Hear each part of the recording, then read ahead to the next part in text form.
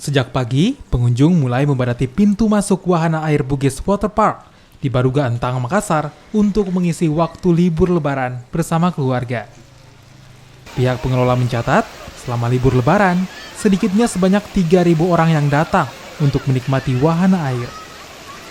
Khususnya di hari Minggu, pengunjung yang datang umumnya berasal dari luar kota.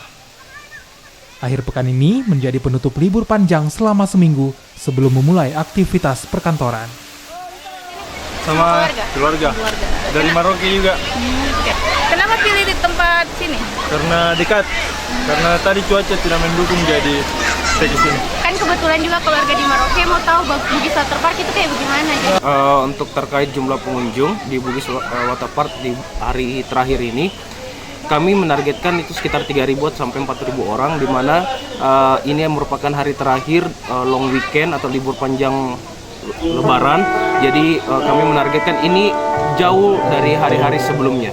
Iya, di hari-hari libur kemarin sampai berapa Pak per hari?